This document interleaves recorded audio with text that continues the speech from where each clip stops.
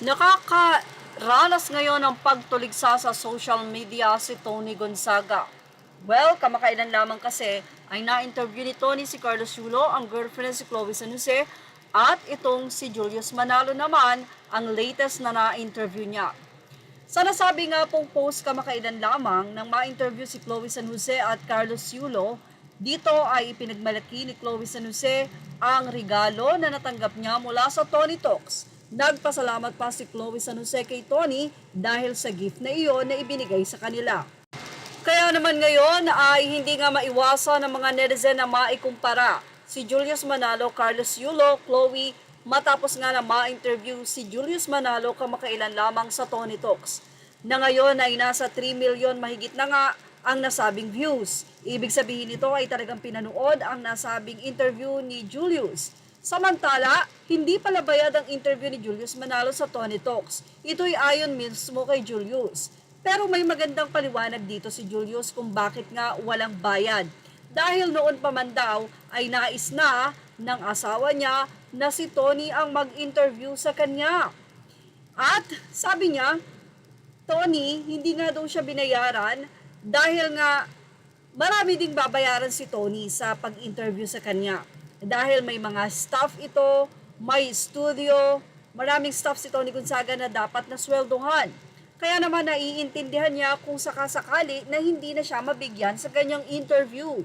Dahil kung kumita man daw si Tony dito ay siguradong partial lamang sa dami nitong binabayaran na nag-organize sa pag-i-interview niya ng mga guests sa kanyang Tony Talks.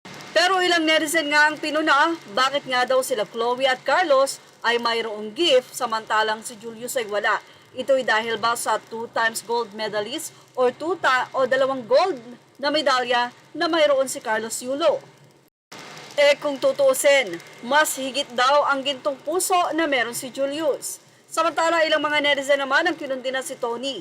Ayon sa kanila, to be fair, kung kumikita ang isang channel, siguro hindi naman kalabisan na bigyan yung guest kasi naging way din naman yung guest para magka-content at kumita. Just my opinion. I have nothing against Tony. I love her. Narito pa ang ilang naging say ng mga netizen. Anila, hindi lang kumita, viral yan. Alam naman natin na kapag viral, malaking kita yan. Ang kapal naman ng nag-interview na yang siguradong kumita siya doon. Oportunista lang ang pegba. Say pa ng ilang netizen, pag nag-abala ka ng isang tao at ibinigay niya ang oras niya sa'yo, matik na yan, bayaran mo kahit ayaw pa niya. Say naman ng isa, yes, tama ka. Pero hindi bayad. Ang tawag doon, it's something like for consolation lang, but enough naman para sa bisita. Baka naman babayaran din siya, syempre di naman agad-agad may kita yan. Say naman ng paliwanag naman ng isang netizen. Hindi kagad kikita ang video pagka-interview sa kanya at nakadepende naman yun sa views ng video kung magkano ang kita. Wait natin ang side ni Tony kung anong sasabihin niya. Just my opinion po, I love Tony and I also naiyak ako sa kwento nilang magnanay Korean mom noong napanood ko sa TikTok. Sigurado naman nakikita yan kung sa akin lang dapat bayaran na agad tapos may bonus na lang pag malaki talaga ang kita. May effort ang team ni Tony para sa show pero nag-effort din naman at nag-share ang mga guests. Say naman ng isa, impossible, wala siyang pondo o bunuhan na muna nila kasi in the end, alam naman nila nakikita yan. Well, for Julius, walang issue sa kanya at ang totoo, kahit walang bayad ay tuwang-tuwa sila na tinawagan sila ng Tony Talks at nais ma-interview. Yan ang ating showbiz snap update. Thank you for watching. Images are all credit to the rightful owners.